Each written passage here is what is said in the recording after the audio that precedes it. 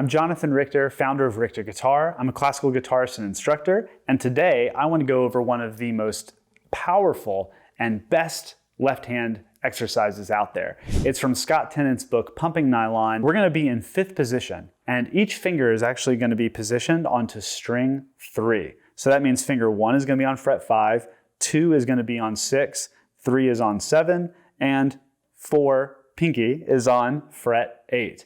And so these fingers are just going to be chilling, kind of supporting the finger, but it's also going to ensure that your hand is in a really, really nice, natural, even position. We're not going to be way out to the side like this. Hopefully your wrist isn't going to be bending out and doing anything crazy. Thumb isn't hanging over the neck. So finger 1 is going to kick off this exercise. I'm going to do it in real time first so you can kind of get a sense of it.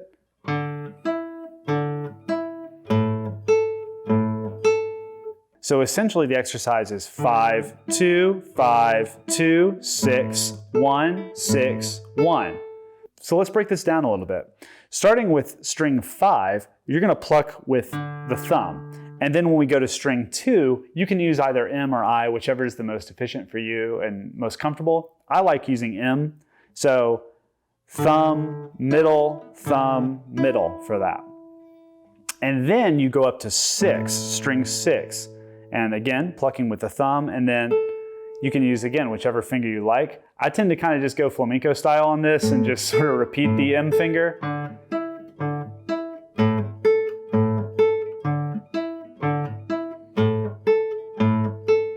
But, do whatever's most comfortable for you. The right hand isn't quite as important as the left hand in this exercise. But let's just even talk about tone here and some troubleshooting.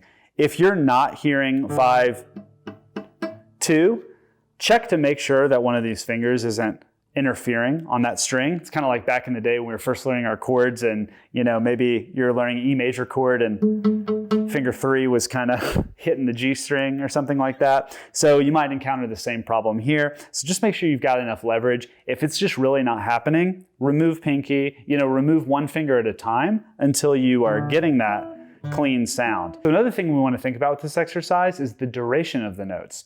Do we want to go staccato?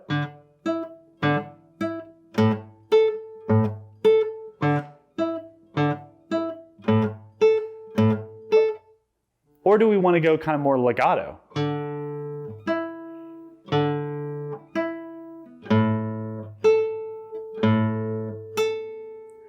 Tennant actually recommends that you do both.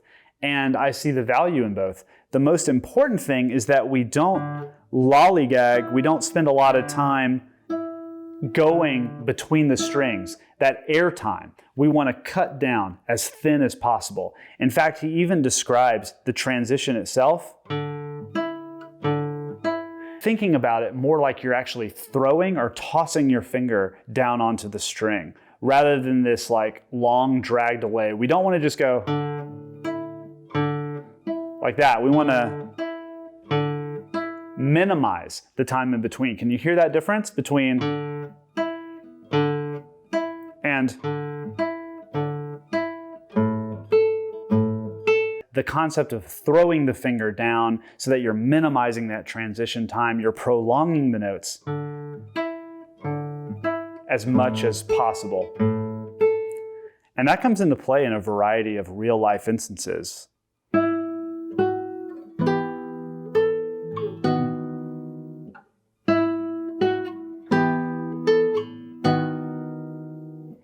Do you hear the difference? Did you hear how much got lost in that second one where I wasn't prolonging the notes as possible? So Tennant's not the first person to talk about prolonging notes. Giuliani has a great exercise in that as well. But I love this exercise because most people just only do the staccato approach and they're not thinking as much about that throw concept. One last thing, he does recommend going 5, 2, 5, 2, 6, 1, 6, 1, repeat.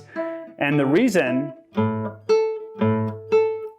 we want to repeat is because if we only do 5, 2, 5, 2, 6, 1, 6, 1, and then stop, we never get the opportunity to practice the accurate transition from 1 to 5.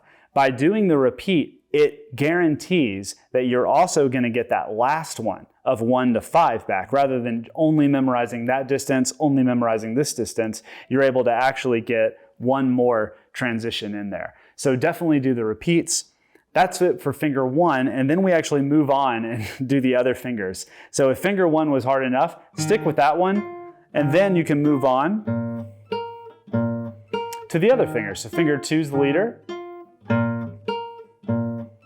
and finger 1 is down on string 3 now. And then we can move on to our problem child, finger 3.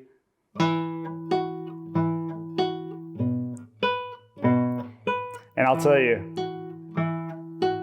finger 3, every day, still a challenge for me. And that's how I know this is such a good exercise, because every single day it's a challenge. Even if I play guitar 4 to 6 hours a day, whatever it may be, the fact that every time I get in and warm up with this exercise and it's a little bit of a challenge and it really pushes me to concentrate and focus and work on my accuracy and speed and efficiency, that's how I know this is a real keeper of an exercise. It's why you see so many guitarists love this exercise. Last but not least, pinky. Because the pinky is the shortest finger, you're gonna find that it might need to overcompensate and you're gonna need to use a little bit more of the hand to power it up to get to that string 5 and that string 6.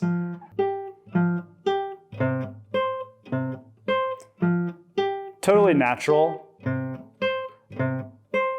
Obviously, you still want to try to let the finger do most of the work, but that is one instance where you'll find that more of the hand moves with that pinky to try to get it up to those bass strings. Absolutely no problem with that. So again, for instance, if you're doing finger 3 and it's just not happening, you can totally let go of pinky and just try to do it there until that general motion is comfortable for you.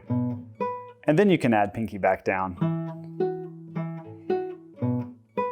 This is all in an effort to be able to do really quick vertical finger hops with speed, efficiency, and accuracy.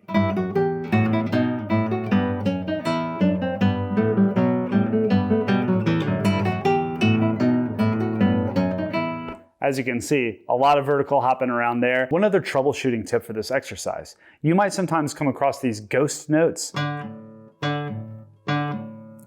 That second pitch, hear how I'm just playing one note, but when I lift off, the second note occurs. That's the open A.